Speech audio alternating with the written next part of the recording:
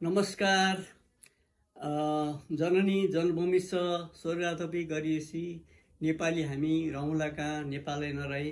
आज हामी भारती महानन्द शेर्पालाई शीघ्र न्याय मिलेको सम्बन्धमा चर्चा गर्न गइरहेका छौँ। जुन यसभन्दा अगाडि भ्रष्टाचार विरुद्ध नेपालले यो अपराधीलाई गैर संवैधानिक रूपमा आम माफी दिएको सम्बन्धमा व्यापक रूपमा खबरदारी गरेका थियौँ। त्यसमा 10,000 भन्दा बढी नागरिकज्यूहरूले जुन हेरिदिनु भयो र गम्भीर हुनुभयो। अब यस प्रसङ्गमा वर्तमान माओ काङ्ग्रेसको सरकार उनीहरूका समर्थित दलपति रामचन्द्र पौडेलको गैर संवैधानिक, गैर कानुनी, गैर मानव अधिकार विरोधी देशघाती आम माफी कदम सम्बन्धमा हामीले व्यापक रूपमा राष्ट्रिय अन्तर्राष्ट्रिय संवैधानिक कानुनी सबै पक्षको चर्चा गरेका थियौँ। त्यसपछि संसदमा पनि केही कुरा घन्क्यो र संसदमा केही कुरा उठे पनि त्यसले गम्भीरता पाएन, बोल्नको लागि मात्र बोलियो। हाम्रो अभियान यो सुशासन, पारदर्शिता, विधिको शासन, देशभक्ति, मानवाधिकार हाम्रो अभियान हो। यसमा सबै नेपाली नागरिकको साथ छ। अझ हामी भन्छौँ अन्तिम लडाईँको लागि यसमा सबै नेपाली सामेल भएर अहिलेका पात्र र प्रवृत्तिलाई यस देशबाट विस्थापित गराउनुपर्छ। जब माओ काङ्ग्रेसको सरकार र राष्ट्रपति महोदयले गैर संवैधानिक रूपमा गम्भीर प्रकृतिका फौजदारी अभियोग सजाय भोगिरहेका अभियुक्तलाई माफी दिने काम भयो, हामीले खबरदारी गऱ्यौँ र ती अपराधीहरूले बिस्तारै यहाँ जुन पुनः हत्या गर्ने, फिरौती असुल गर्नेदेखि लिएर धम्काउने काम सुरु भयो। अब भ्रष्टाचार विरुद्ध नेपाल भन्न चाहन्छ आम माफी दिने र सिफारिस गर्नेहरूकै सचिवालयमा राखेर यी सबै छोटिएका अपराधी अभियुक्तहरूलाई उनीहरूले आफ्नो कब्जामा राखेर आफूले तल आउनुपर्छ। नेपाली नागरिकले फेरि यात्रा भोग्न नपरोस्। केही दिन सांसद तात्यो तर यहाँ कुनैबाट कुनै सार्थकता पाउन सकेन। पीडित भारतीय महानन्द शेर्पा न्याय माग गर्न अदालतको ढोका चाहर्न गइन् तर त्यसतर्फ उनलाई सहयोग गर्ने कुनै अधिवक्ता भएन र बालकृष्ण न्यौपाने, वरिष्ठ अधिवक्ता जुन बालकृष्ण न्यौपाने, जसले देशको हितको लागि धेरै मुद्दा दायर गरेर यो देशबाट ठुलो धनराशि र कानुन न्याय मर्नबाट बचाउनु भएको छ र उहाँले भन्नुभयो भारतीको पक्षमा म उभिन्छु भनेर चट्टानी वडान र उहाँले तत्कालै मुद्दा तयार गर्नुभयो, सर्वोच्च अदालतमा दायर गर्नुभयो, बस पैरवी पनि गर्नुभयो, रिट दर्ता भयो। न्याय धर्ममै थियो। जब भारती महानन्द सर्वोच्च अदालतमा बेहोस भइन्, अदालतले पनि वास्ता गरेन। त्यहाँ सयौं मात्रामा गाडीहरू थिए, त्यो काम लागेन र झरी परिरहेको अवस्था थियो र उनका समर्थकहरूले, उनका सहयोगीहरूले ट्याक्सी खोजेर उनलाई अस्पताल भर्ना गरे र उनलाई बचाउने काम गरे। त्यसपछि सर्वत्र विरोध भयो र सर्वोच्च अदालत तात्यो र सर्वोच्च अदालतले आफ्नो निर्णय गर्यो। अब कुनै पनि सर्वोच्च अदालतमा परिसरमा यसरी घाइते बिरामी भयो भने तत्कालै कसैको आदेश लिइरहनु पर्दैन, उसलाई अस्पताल पुर्याउने काम गर्नु भनेर आदेश दियो र सर्वोच्च अदालत तात्यो।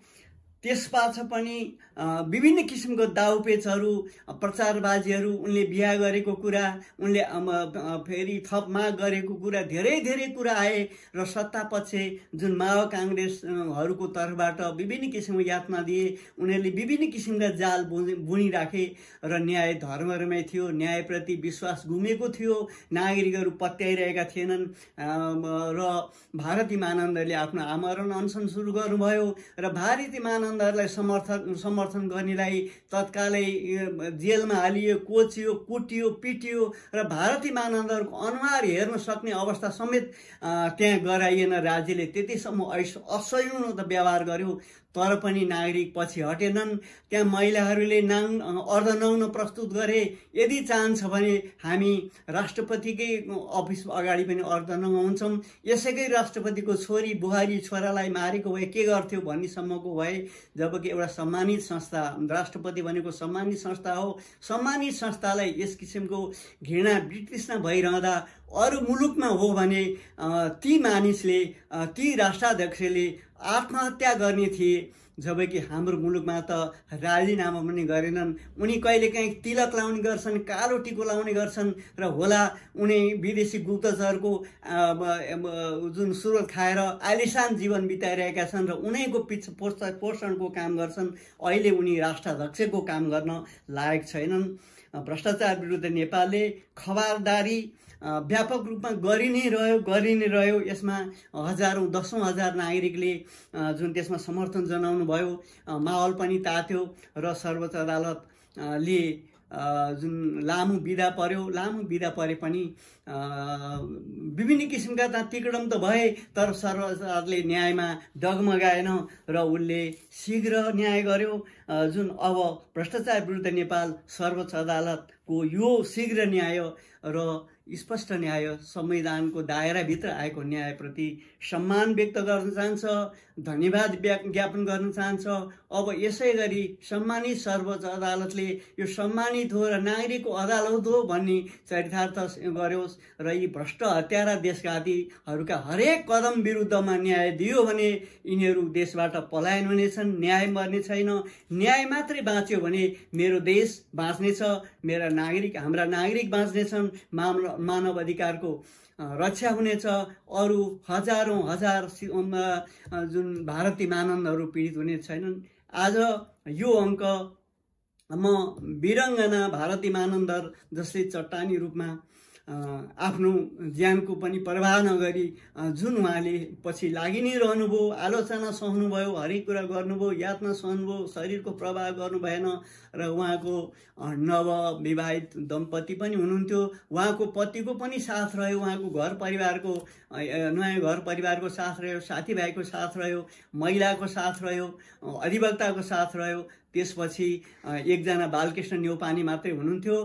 पछि जुन स्वतन्त्र कानुन मञ्च, अधिवक्ताहरूको मञ्च खडा भयो, त्यहाँ स्वतन्त्र कानुन अधिवक्ता मञ्चको अध्यक्षले पनि हामी भारतीजीको पक्षमा चट्टानी रूपमा अडान लिन्छौँ, हामी पनि सामेल हुन्छौँ भनिसकेपछि त्यहाँ सयौँ अधिवक्ताहरूको लाइन लाग्यो र कैयौँ अधिवक्ताहरूले त्यसमा आफ्नो सहमति जनाउनु भयो, आफ्ना जिकिर प्रस्तुत गर्नुभयो, राष्ट्रिय अन्तर्राष्ट्रिय सबै किसिमका नजिरहरू प्रस्तुत गर्नुभयो र सम्मानित सर्वोच्च अदालतलाई न्याय निरूपण गर्न सहयोगीको भूमिका निर्वाह गर्नुभयो। यसको लागि उहाँ पनि साधुवाद हुनुहुन्छ। अहिले जुन दलदलमा बाँडिएका र दलको आदेश के हुन्छ भनेर हेरिरहेका जुन न्यायकर्मीहरू, न्यायवक्ताहरूको पनि जुन मन मस्तिष्कमा परिवर्तन होस्, कर्तव्यबोध होस् भनेर भ्रष्टाचार विरुद्ध नेपाल आग्रह गर्न चाहन्छ।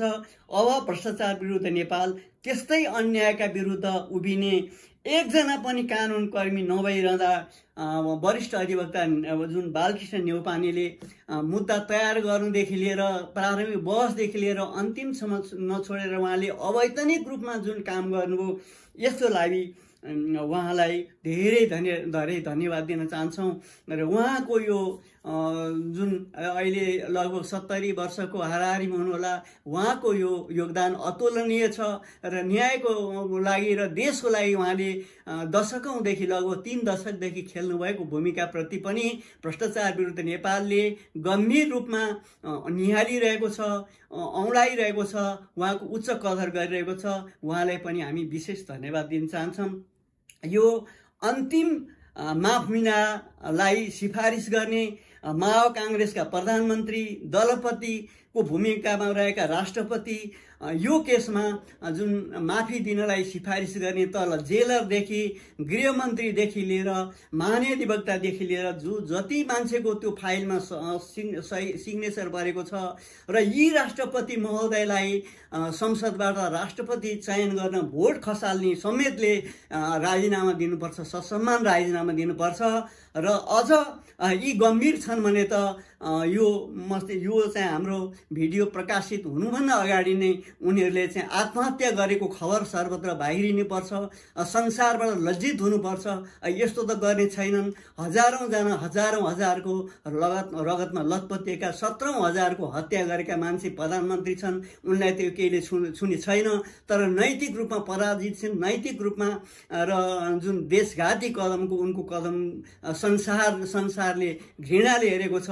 घृणा भएर बाँच्नु पनि यो जुन गल्लीको कुकुर, जुन बौला कुकुरहरू जुन एउटा नारकीय जीवन बिताउँछ त्यस्तै किसिमको जीवन हुन्छ। यसैले यस्तालाई कर तिरेर पालेर यो देश बाँच्न सक्दैन, नागरिक बाँच्न सक्दैन, देशको स्वामित्व बाँच्न सक्दैन, हाम्रो जुन हाम्रो इमान बाँच्न सक्दैन, धर्म बाँच्न सक्दैन। त्यसैले आम नागरिकलाई हामी अझै पनि भन्छौँ कर तिरेर यस्ता पात्र र प्रवृत्तिलाई पाल्ने होइन, यिनलाई पाल्न अब कर तिर्न छोड्नुपर्छ, यिनको हिसाब छोडेर बिदा गर्नुपर्छ। जुन निकायले अहिले यिनलाई पदच्युत गर्नको लागि, यिनलाई तिरस्कार गर्नको लागि, यिनलाई बहिष्कार गर्नको लागि, यिनलाई कुर्सीबाट हटाउनको लागि आन्दोलन गर्ने भनिरहनु भएको छ, उहाँहरूको आन्दोलनमा शालीनतापूर्वक सहभागी भएर यिनलाई सामाजिक बहिष्कार गरेर यिनलाई यदि कसैले डेडामा दिएको छ डेडाबाट निकाल्नुपर्छ। घरमा छन्, छिमेकी छन् भने छिमेकी सरहको मान्यता दिनु हुँदैन, सामाजिक बहिष्कार गर्नुपर्छ। र यिनीहरूले जुन हाम्रो प्रयोग गरेको सवारी साधनहरू बाहिर निस्किनु दिनु हुँदैन। अब यतिबाट नि भएन भने अलिकति हामी हिंसा त निम्ताउन सक्दैनौँ, तर सामान्य हिंसा भनेपछि यिनलाई जहाँ भेट्यो त्यहीँ गुलेली आक्रमण गर्नुपर्छ, हरेक नागरिकले गुलेली बोक्नुपर्छ भनेर भ्रष्टाचार विरुद्ध नेपालले आह्वान आग्रह गर्न चाहन्छ। र यो कदमको अझै हार्दिक स्वागत र धन्यवाद ज्ञापन गर्न चाहन्छ। आम नागरिक संवेदनशील भएर हिजो भ्रष्टाचार विरुद्ध नेपालले यो केस उठाइरहँदा वास्तवमा एउटा राष्ट्राध्यक्षलाई यस किसिमको अलि बढी नै भयो कि भन्ने पनि तपाईँहरूलाई लागेको थियो। राष्ट्राध्यक्ष त्यो हुन्छ, एउटा पिता, घरको पिता त्यो पिता हुन्छ जसले बच्चाको लालन पालन, शिक्षा दीक्षादेखि लिएर राम्रो असल संस्कार दिन्छ। यदि हाम्रो कर खाएर यदि उसले सही काम गर्दैन त्यहाँ उच्च पदमा बसेर भने हामी सार्वसत्ता नागरिक हौँ। संविधानको धारा 2ले हामीलाई सार्वसत्ता नागरिक भनेको छ र अरू सबै हाम्रो कर खाने नोकर हुन्। नोकरलाई मालिकले जे पनि भन्न मिल्छ, जे पनि गर्न मिल्छ, पदच्युत गर्न मिल्छ, त्यसलाई निकाल्न मिल्छ, हरेक तिरस्कार बहिष्कार गर्न मिल्छ। त्यसैले अति संवेदनशील भएर आम नागरिकहरू यिनीहरूलाई तिरस्कार र बहिष्कार गर्न हार्दिक अपिल आग्रह गर्दछौँ। जय नेपाल।